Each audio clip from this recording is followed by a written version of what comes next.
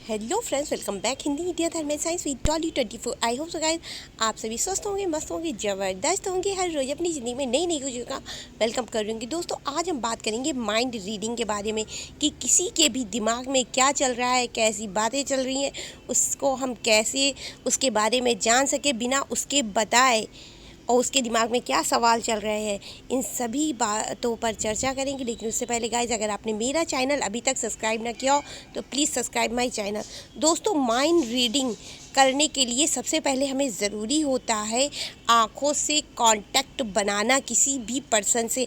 अगर आप किसी भी इंसान के मन की बातें जानना चाहते हैं तो आई कांटेक्ट बनाना बहुत ही ज़रूरी है। और अगर आप आई कांटेक्ट नहीं बना पा रहे हैं तो वाइब्रेशन या यूनिवर्स के थ्रू, देखिए इतना तो आप जानते ही हैं सभी लोग कि इस दुनिया में वाइब्रेशन ही कार्य करती है। हम अच्छा करते हैं या बुरा करते हैं, कुछ भी करते हैं, उसके पीछे हमारी अपनी वाइब्रेशन, हमारी अपनी ऊर्जा, हमारी अपनी शक्ति होती है। और ये शक्ति हम दिमाग के माध्यम से अपने दिमाग के माध्यम से दूसरे के दिमाग तक का अपनी ऊर्जा भेजते हैं, वो भी सोचने की दृष्टि से। किसी का मनन चिंतन अपने हृदय से उसको याद करते हैं और उसकी तरफ अपनी मानसिक चेतनाएं भेजते हैं, तब वो इंसान से हमारा टेलीपैथी कम्युनिकेशन होता है। इसके अलावा किसी भी इंसान के बारे में जानने के लिए कि उसके माइंड में क्या चल रहा है, सबसे ज़्यादा ज़रूरी होता है हम उसको अच्छे से जानते हो, उसके बारे में, उसके घरेलू स्थिति के बारे में, उसकी सामाजिक स्थिति के बारे में, वो किस हिसाब से अपने जीवन काल में चल रहा है, वो इन सभी के बारे में। इसके अलावा किसी की भी माइंड रीडिंग जानने के लिए सबसे ज़्यादा ज़रूरी होता है कि उसके दिमाग की ऊर्जा का पता लगाए कि वो निगेटिव थॉट में इस समय मतलब वो उसके माइंड में सकारात्मक ख्याल चल रहे हैं या नकारात्मक ख्याल।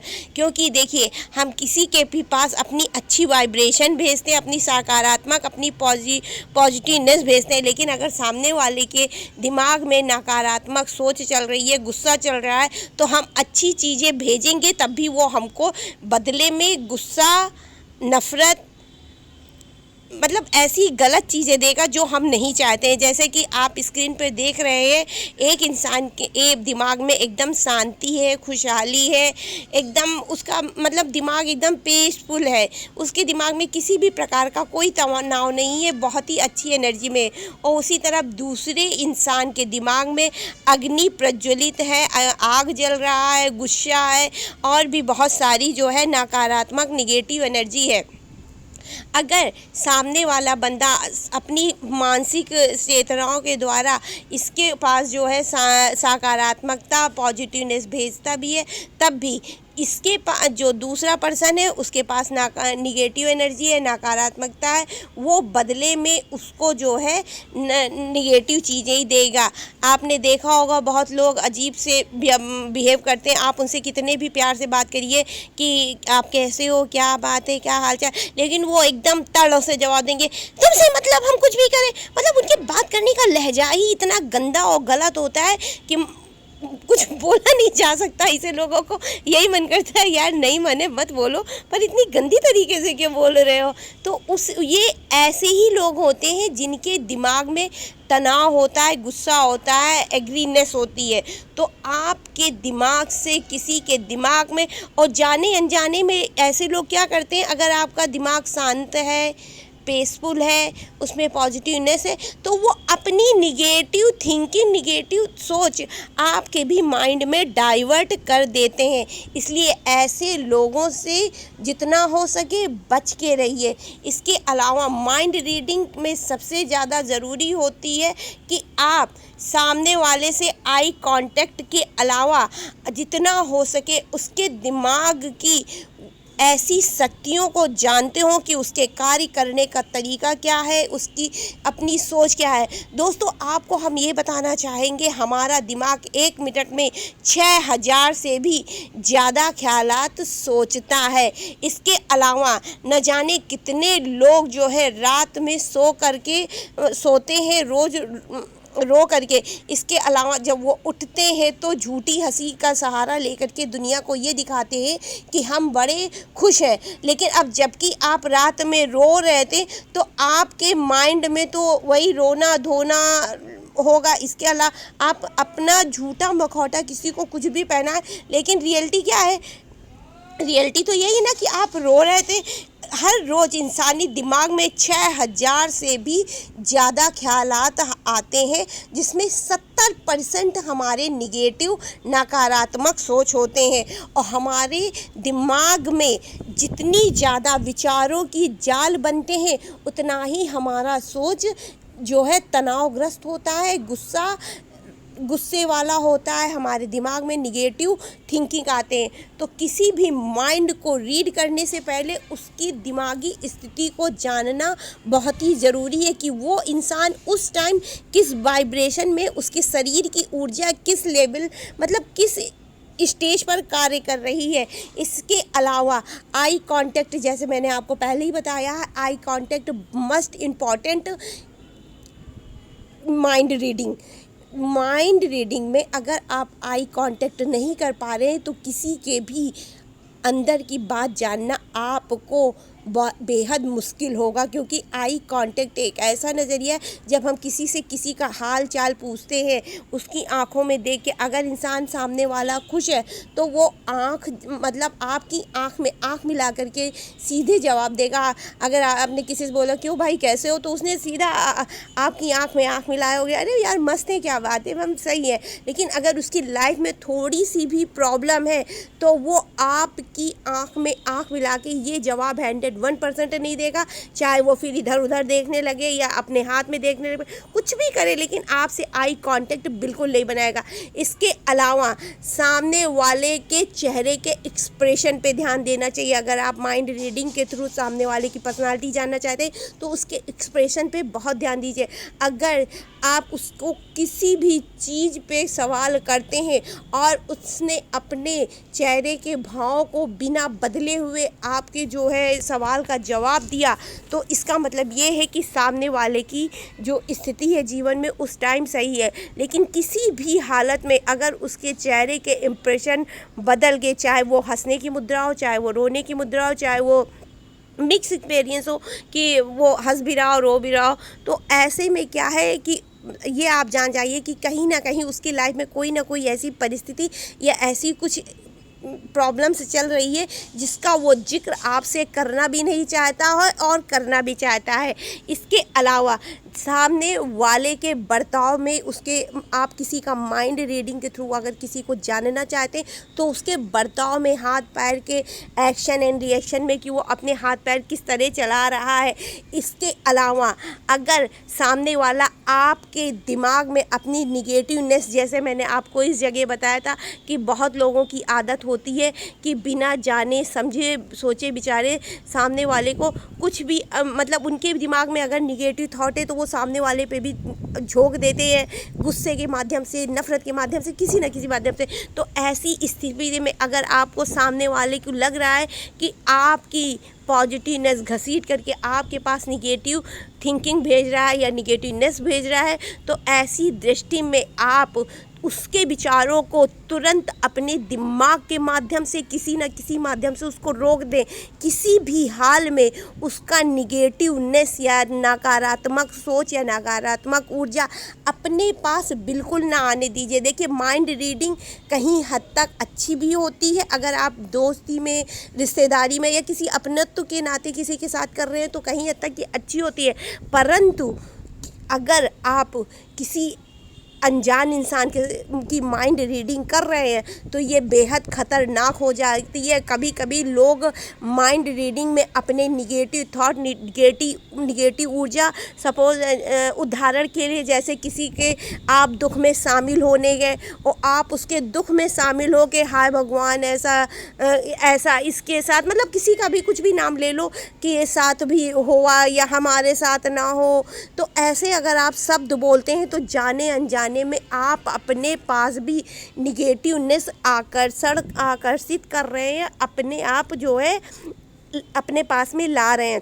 दोस्तों, अगर आपने लॉ ऑफ अट्रैक्शन जाना होगा तो लॉ ऑफ अट्रैक्शन में आकर्षण के नियम ही बताए जाते हैं कि हम जैसा सोचते हैं, समझते हैं, वह जैसी एक्टिविटी करते हैं, वो इस ब्रह्मांड की ऊर्जा में जा करके वापस 369 के एवरेज में घूम करके हमारे पास एक ना एक दिन वो चीज़ आती ज़रूर है। और अगर आप ने ये कहावत सुनी होगी तो आपको याद होगा कि इतिहास एक ना एक दिन अपने आप को दोहराता ज़रूर है। तो इतिहास अपने आप को क्या दोहराता है? इसी तरह दोहराता है कि हम अच्छा करते हैं तो हमारे पास अच्छी चीज़ें वापस लौट के आती हैं, अगर हम बुरा करते हैं तो हमारे साथ बुरा लौट के आता है।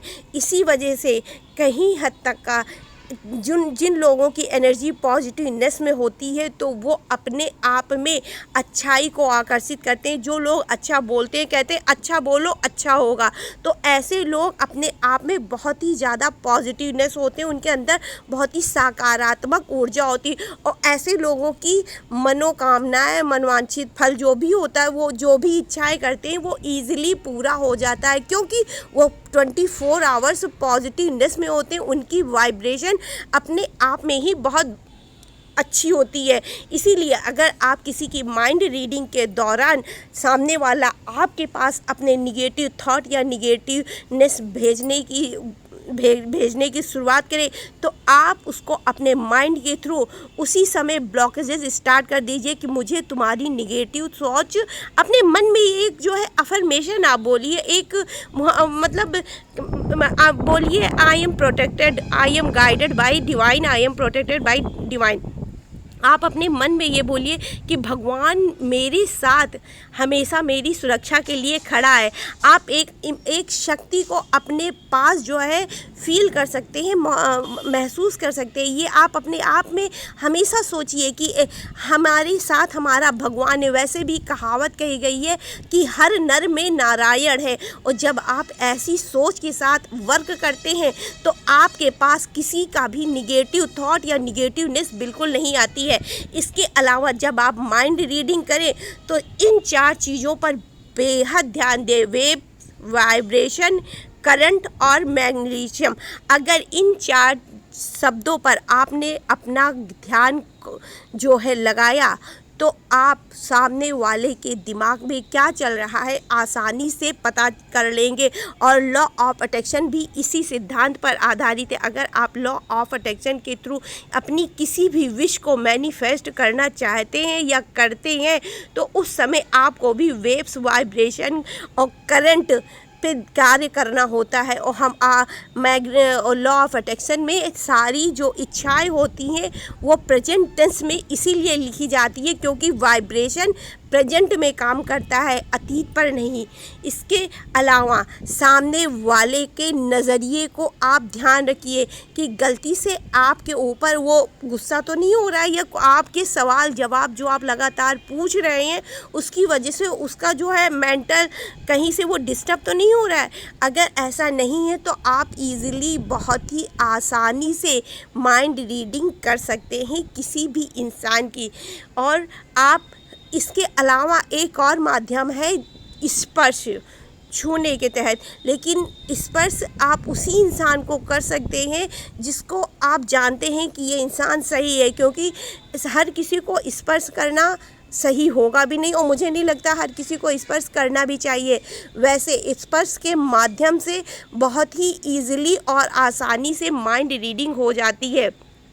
दोस्तों अगर आपने ज्योतिषों को ध्यान दिया होगा तो आपने देखा होगा जब वो हाथ की लकीरें देखते हैं तो वो सामने वाले के हाथ में उंगलियां इस हिसाब से जो है, मतलब जब उनकी हाथ की लकीरें देखते हैं तो इस हिसाब से उनकी हथेली घुमाते हैं कि सामने वाला इंसान जान भी नहीं पाता है, लेकिन उसके स्पर्श के माध्यम से ज्योतिष कोई भी हो वो उसके माइंड की रीडिंग कर लेता, उसके हाव भाव, उसके एक्टिविटी से वो उसके अंदर की अभिक्रियाएं जान लेता है कि इसके दिमाग में अब क्या चल रहा है। सपोज दैट आपके हाथ की किसी ने लकीरें देखी, आपका हाथ इधर उधर घुमाया और कहा कि हाँ भैया तुम्हारी ये लकीर ऐसी है ऐसी है ऐसी, मतलब उन्होंने लकीर के बारे में बहुत सारा बता दिया। उसके बाद में सामने वाले का फेस देखा, कहा कि हाँ, फिर उसी हिसाब से वो आगे बताते चला जाता है और सामने वाले का माइंड रीड भी कर लेता है। अक्सर जो झूठे पंडित व झूठे ज्योतिषी जो सड़कों के किनारे दिखाई पड़ते हैं वो इसी बेस पर कार्य करते हैं। तो स्पर्श के माध्यम से भी किसी की भी माइंड रीडिंग करना बहुत ही आसान हो जाता, और स्पर्श एक ऐसी शक्ति है जिसकी वजह से किसी के भी मन के अंतर्भाव आसानी से पता किए जा सकते हैं। इसके अलावा आप कार्ड के माध्यम से भी माइंड रीड कर सकते अगर आप चाहते हैं। आप एक अच्छे टैरो रीडर है, आप एक अच्छे जो है ज्योतिष है, तो आप कार्डों के माध्यम से भी किसी की माइंड रीडिंग आसानी से कर सकते हैं। और ये जो दोस्तों आप लोग गलती से भी माइंड रीडिंग करने के चक्कर में ये काला जादू वगैरह इन सब के चक्करों में बिल्कुल ना फंसे, क्योंकि ये सिर्फ आपके मन को भटकाने की एक प्रक्रिया होती है। काला जादू जैसी कोई भी चीज़ इस दुनिया में नहीं होती है। जो भी होती है इंसान के अपने अंदर की ताकत होती है, उसकी अपनी ऊर्जा होती है। और अगर आप सच में एक अच्छे माइंड रीडर बनना चाहते हैं तो आपको सबसे पहले अपने ऊपर ध्यान देना होगा, अपने ऊपर कार्य करना होगा। आपको अपनी योग शक्तियों के द्वारा अपनी ऊर्जा को जागृत करना होगा, अपनी कुंडलिनी को जागृत करना होगा। और जब आप अपनी कुंडली योग विद्या से, योग के द्वारा, आसन के द्वारा, एक्सरसाइज के द्वारा, किसी भी मॉर्निंग रूटीन, और ये मॉर्निंग रूटीन होना चाहिए 4 बजे से सुबह 5:30 बजे, जो कि ब्रह्म मुहूर्त या मनोहर काल भी कहलाता है।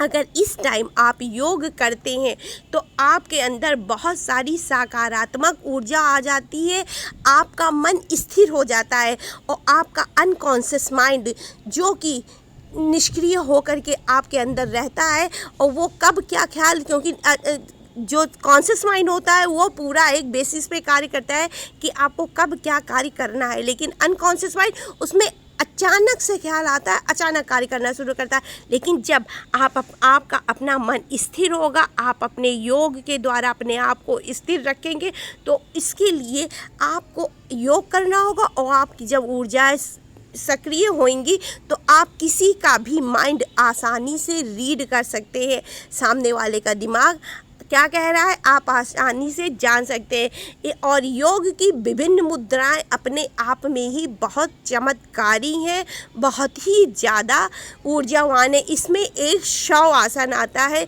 जिसमें व्यक्ति लेट करके अपने दिमाग की शक्तियां जागृत करता है, और जागृत करने के दौरान विभिन्न मुद्राओं में वो जो है योग करके अपनी शक्तियां, इस शक्तियाँ यूनिवर्स के माध्यम से शुरू करता है। इसके अलावा ओम का जाप, जब ओम का जाप आप करते हैं तो आपके शरीर में बहुत सारी ऊर्जा अपने आप में ऐसे विकसित होती है जो कि इस संसार में जा करके निहित हो जाती है, और आपकी अंदर विशेष प्रकार की शक्ति व ऊर्जा को उत्पन्न करती है, जिसके कारण से आपका दिमाग सक्रिय हो जाता, आपके दिमाग में स्थिरता आती, आपका मन स्थिर हो जाता है। ओम अपने आप में ही एक बहुत ही जादुई शब्द है और ओम की ही वजह से ओम का नियम भी बना है जो कि बहुत ज़्यादा महत्वपूर्ण है।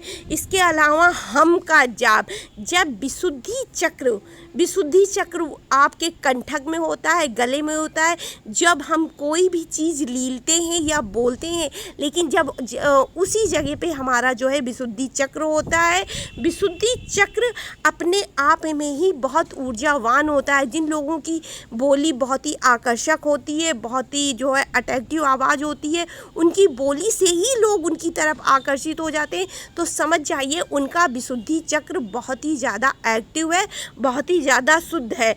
और विशुद्धि चक्र जब शुद्ध होता है तो आप अपने मुंह से कुछ भी निकालते हैं वो एकदम करेक्ट होता है, सही होता है। तो माइंड रीडिंग करने में आपको अपने विशुद्धि चक्र को जागृत करने की बहुत ज़्यादा ज़रूरत है।